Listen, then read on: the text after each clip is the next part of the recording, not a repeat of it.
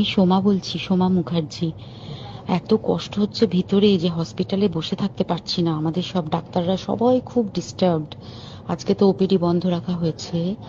তোরা জানিস সমস্ত ঘটনা শুনলাম, যা মানে সত্যিকারের ঘটনা, যেটা আরজি করের ভিতরের যে ডাক্তার তারা তাদের বন্ধু বান্ধব মারফত এটা ছড়িয়ে মানে এসছে আমাদের কাছে।